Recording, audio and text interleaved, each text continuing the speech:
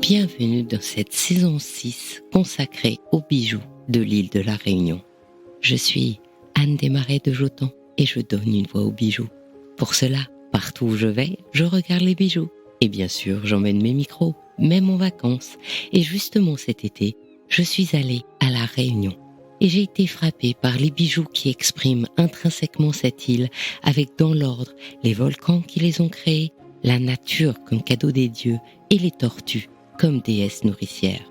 Alors j'ai cherché les joailliers et bijoutiers les meilleurs pour vous parler de leur spécialité et de leur savoir-faire. J'ai dû montrer patte blanche, car en plus d'être une oreille, je cumule le désavantage d'être une métro.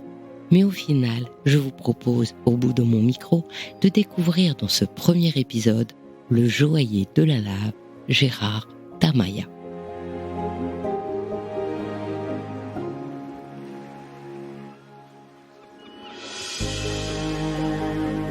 Aujourd'hui, j'ai la chance d'avoir avec moi Gérard Tamaya. Bonjour Gérard. Bonjour Anne. Gérard Tamaya est un joaillier qui s'est spécialisé dans la fusion de la roche volcanique et des métaux précieux, ce qui est assez extraordinaire. Mais d'abord Gérard, comment vous est venue à vous cette passion du volcan? Oui Anne, effectivement, la passion du volcan, on va dire plutôt la création des bijoux avec la roche volcanique. Ça fait une vingtaine d'années, 20-25 ans à peu près. Il fait que on était dans une réunion de syndicats. On faisait venir effectivement des personnes qui venaient de métropole. Et quand, à chaque fois, et tous les 2 ans, on faisait ça, hein, et chaque fois, quand ils venaient ici, ils se posaient la question, ils disaient, comment ça se fait? On peut pas vraiment trouver vraiment un bijou vraiment typiquement de la Réunion. Et c'est entre-temps, effectivement, c'est-à-dire il fait que j'ai eu un article sur le volcan de Volvic. Et il fait que dans l'article, on disait qu'il y avait de l'or sous nos pieds. Ouais. Et il fait que l'or, la bijouterie, il fait que tout de suite, ça a émergé, quoi. Hein. Et il fait qu'à partir de là, j'ai commencé à travailler, c'est-à-dire prendre des morceaux de lave, hein, à travailler, trouver une technique bien pour pouvoir justement que la pierre tienne bien dans le métal. Et c'était pas facile. Après, comme on dit, à force de le faire, il fait qu'aujourd'hui, il fait que j'ai trouvé justement cette technique. Dès que j'ai trouvé cette technique, j'ai déposé un brevet, et donc j'ai déposé à l'INPI. Alors c'est vrai que c'est assez fascinant parce que j'ai appris que l'or est arrivé sur la Terre à cause d'une explosion d'une étoile à neutrons qui a en quelque sorte pulvérisé les métaux lourds sur la Terre. Et donc un volcan, quelque part, c'est un peu l'inverse. C'est comme s'il y avait une grosse explosion mais à l'intérieur de la Terre. Et donc quelque part dans vos bijoux, comme vous mélangez donc les pierres de lave et l'or, vous faites une sorte de fusion d'explosion entre celle qui est dans l'espace et celle qui est sur la Terre. Quand j'ai commencé à travailler, effectivement, il fait que le fait que de créer ce type de bijoux en fusion, l'effet que c'est d'être fusion, il fait que ça nous renvoie au volcan qui est en train de s'émerger. Alors, quand vous faites cette fusion, ça donne des bijoux qui sont quelque part en forme de pépites. C'est ça. Tout à fait. Et les morceaux de pierre de volcan, il y a 2 systèmes cristallins, si j'ai compris. Il y a la silice. En fait, la silice, c'est une pierre très, très rare qui vient vraiment au milieu du magma. Quand ça explose, il fait que ça part. Des fois, on a la chance de trouver justement des morceaux. J'ai même justement un tailleur de pierre qui m'a dit une fois, qui est en train de tailler un pilon. Un pilon, en fin de compte, c'est un morceau de pierre qu'on le taille pour pouvoir effectivement écraser du piment, les épices qu'on écrase dedans. Ouais. Et il fait que cette personne, effectivement, il est en train de tailler et il a trouvé un morceau dedans. Ouais. Et ce qu'on trouve plus d'habitude, c'est effectivement ce qu'on appelle la coulée de graton, c'est-à-dire lave graton. Enfin, on dit graton parce que ça ressemble au graton. Hein. Le graton, en fin de compte, c'est la peau du porc qu'on fait frite et ça, quand on le mange, c'est très tendre, c'est très fragile comme la lave, quoi. Alors donc la lave, quand elle coule, il y a l'enveloppe qui est du graton, c'est-à-dire assez friable, c'est ça. Et par contre, au cœur de la lave, il y a de la silice qui est très dure. Tout à fait, ouais, exact. C'est Très, ça. très dur. Et alors, elle est comment? Mais elle est dure, ce qui est très bien, c'est qu'elle est brillante. Elle est très, très brillante. Et c'est ça que ça permet effectivement de donner justement un plus-value à nos bijoux. Hein, ouais. Parce que du coup, c'est très, très brillant. Et qu'est-ce qu'il y a d'autre comme minéraux à l'intérieur de cette lave? On a aussi, quand on passe justement du côté de Saint-Philippe, on voit sur la coulée, hein, on voit plein de morceaux, sur la lave, hein, on voit plein de morceaux qui brillent. En fait, c'est de l'olivine. Ouais. Ah, d'accord. Ouais, c'est de l'olivine. Pour l'instant, on dirait que c'est des morceaux de verre. Mais cette olivine-là, dans quelques, on va dire, millions d'années, hein, parce que l'île est très jeune, ça va venir le péridot.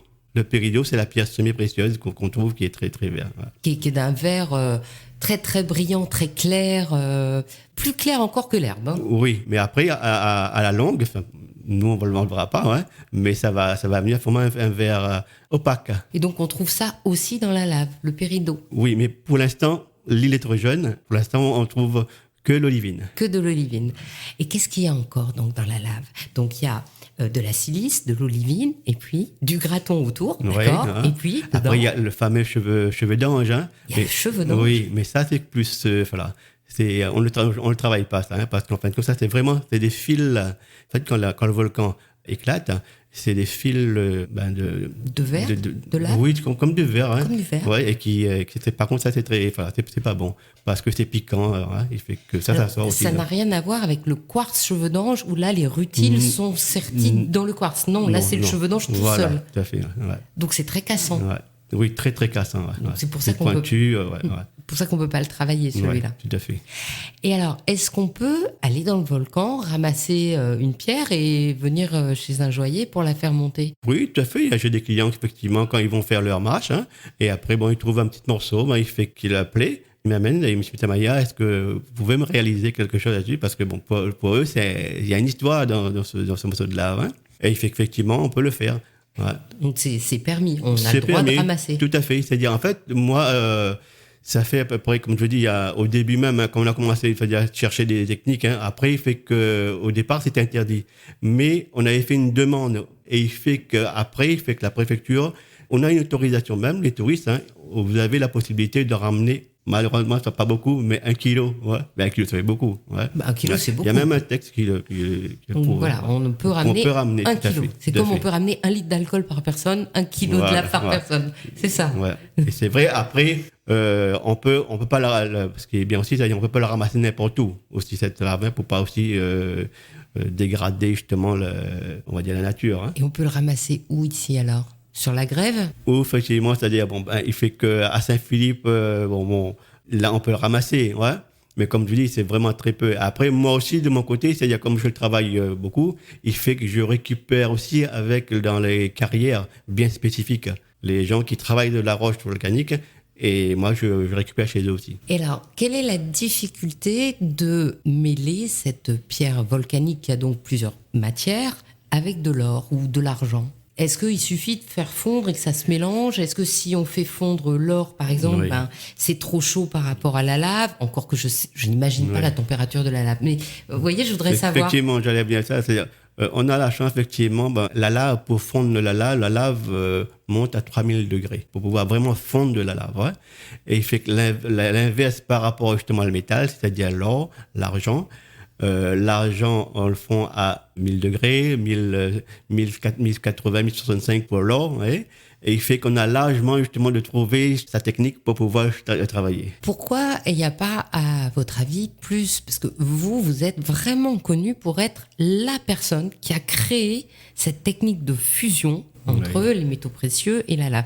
Pourquoi il n'y a pas plus de gens qui le font? Qu'est-ce qui est compliqué à faire? Ce qui est compliqué, c'est-à-dire, en fait, c'est de trouver exactement cette technique pour que la pierre tienne bien dans le métal. La lave, même pour pouvoir le travailler, on peut le couper, c'est pas un problème. Le plus difficile, c'est de trouver cette technique, c'est-à-dire, moi, j'ai eu la chance, justement, à force de forger, il fait que je l'ai trouvé, ouais. La difficulté, c'est ça. Hein, ouais. Il fait qu'après, il faut avoir du matériel aussi. Ouais, bien sûr. Et donc, vous pouvez le mettre dans l'or, dans l'argent, dans le vermeil, dans l'acier? L'acier, malheureusement, non. Parce que l'acier, pour pouvoir travailler l'acier, Là, il faut des appareils très, très spécifiques, c'est-à-dire faut monter à 1700 degrés. C'est vrai, la lave fond à 3000 degrés, mais la matière, le métal d'acier, est moins malléable par rapport à l'or et l'argent. L'argent et l'or est beaucoup plus fluide et plus malléable. Et donc, ça donne toujours un aspect un peu de pépite. Quand on le travaille, effectivement, c'est-à-dire, moi, par rapport aux modèles que j'ai créés, c'est pour ça que je l'ai appelé fusion d'or et pierre volcanique. Ça, c'est un des créations que je l'ai fait. C'est effectivement, quand on le travaille, ça donne cet aspect pépite. Et après, la roche, on peut le travailler différemment. Là, j'ai des clients qui me demandent de faire des bagues de fiançailles, des alliances de fiançailles, ouais, que j'ai déjà fait. Celle-là, par contre, la roche est différente. C'est une roche différente. Ah bon? Effectivement, qui est beaucoup plus dure et qui est aussi bien à travailler. Ouais, voilà. Donc, en fait, la roche, elle est comment? Si elle est plus dure, ça veut dire que ce n'est ni de l'olivine, ni des cheveux d'ange, ni de la silice. Ouais, alors, qu'est-ce que c'est? Ben, tout simplement, c'est de la roche piquée. Piquée? Voilà. Ça veut dire quoi, ça? La roche piquée, en fin de compte, c'est une roche qui est très dense et qui est pique. Enfin, il y a des petits trous dedans. D'accord. Et ce qui est bien, c'est-à-dire, je vous ferai voir dans un instant, là, pareil, j'ai dans la roche, fait que dans cette petite particule qui est les petits trous là, fait que là, moi, j'ai pu injecter de l'argent dedans. Et après, bon, je l'ai poli. Ça a donné justement un aspect différent par rapport le bijou fusion d'or et pierre volcanique. D'accord. Donc, vous réinjectez le métal dans les trous de la structure interne de la pierre. Tout à fait. Ouais. Et du coup, ça tient bien. Tout à fait. Ouais. Et pourquoi une bague de fiançailles par rapport à ça? Parce que ça a une dureté spécifique, la pierre de lave, comme ça? Par rapport, la bague de fiançailles, c'est surtout, à mon avis, pareil, c'est une histoire, parce que les gens aiment bien ce qui est différent, ce qu'on voit pas. Dès qu'ils voient effectivement un bijou avec pierre de lave, ça leur donne des idées aussi, oui. Alors, si le diamant est à 10 sur l'échelle de Mohs, là, c'est-à-dire la dureté d'une pierre, parce que moi, on m'a expliqué que toutes les pierres avaient un système de dureté qui voulait pas dire qu'on avait le droit d'y aller au marteau dessus, qui voulait dire que c'est une résistance à la rayure. Et donc, évidemment, la craie, c'est genre 1, et puis le diamant, c'est 10, et il y a pas mieux. Et que on m'a expliqué qu'à partir de 5, valait mieux pas, en dessous de 5, valait mieux pas en faire des bagues parce que ça se rayerait trop fort. Et du coup, la pierre de lave, elle se situe à quel niveau?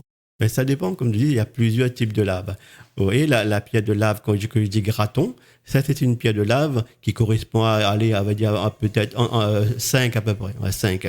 Et après, les autres pierres de lave, la piquée, ça va remonter un petit peu dans les 5 ou 6. Ouais. D'accord. Et par contre, la silice, elle est un petit peu plus dure. Il va y avoir entre 6 et 5. Et c'est jamais plus dur que ça? Non. C'est suffisamment dur pour une bague. Tout à fait. En fait, là, c'est pas simplement la dureté de la pierre. En fait, c'est la façon qu'on le travaille. C'est ça qui est plus important. C'est-à-dire, l'effet qu'on travaille d'une façon bien spécifique, ça permet que la pierre tienne dans le temps. Alors, il y a une question aussi que je voulais, parce que je suis allée donc voir cette espèce de plaine complètement martienne qui est juste à l'endroit du piton de la Fournaise. Et en fait, là, sous mes pieds, la roche était rouge. Et plus haut, elle était noire. Alors, la pierre de lave que vous utilisez, vous, elle est de quelle couleur? Elle est noire. Elle est noire. Elle est forcément noire. Oui. En fait, sur la pierre qui est rouge, pour moi, il se semble qu'il y a une couche de soufre dessus. C'est pour ça qu'il fait que je le travaille pas. Ouais. Et celle qui est noire, qui est beaucoup plus dure, c'est plus facile à le travailler aussi. Elle est dure, mais pour les bijoux, c'est mieux. Et quand vous les travaillez avec de l'or ou de l'argent, ça reste noir, ça ne varie pas.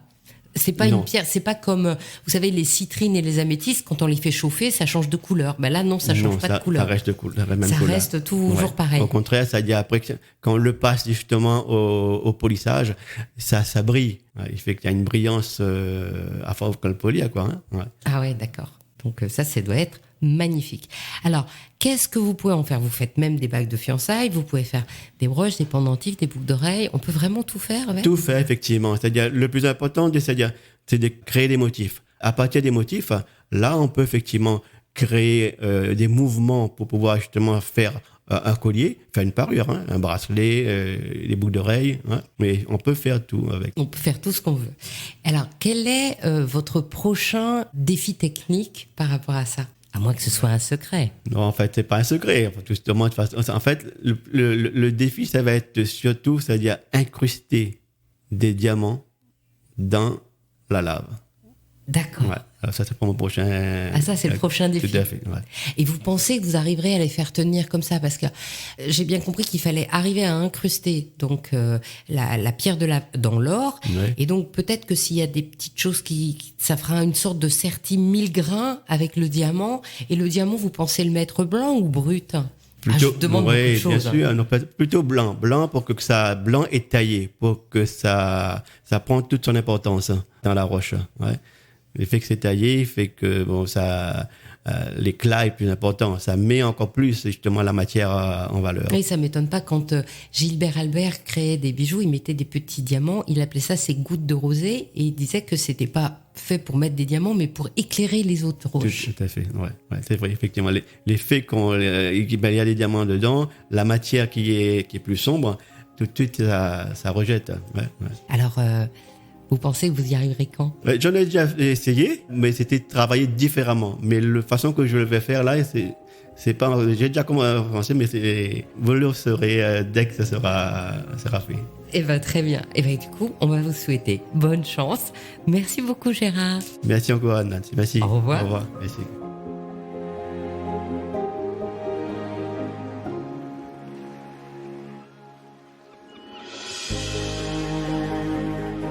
Merci d'avoir écouté ce premier épisode du podcast Il était une fois le bijou consacré aux bijoux de l'île de la Réunion. Je vous mets dans la page du podcast le lien du site de Gérard Tamaya, le joaillier de la lave. Si vous avez aimé cet épisode, partagez-le sur les réseaux sociaux. Si vous souhaitez faire parler de vos bijoux et de votre maison, je serai ravie de vous accueillir en partenaire dans mes podcasts natifs ou de vous accompagner pour créer votre propre podcast. La semaine prochaine, je vous donne rendez-vous sur le podcast Le bijou comme un bisou. Et le 16 février, nous nous retrouverons sur le podcast Brillante. Le deuxième épisode sur ce podcast pour la saison 6 d'Il était une fois le bijou consacré aux bijoux de la Réunion sera le 26 février. On a retrouve, on a revu ça.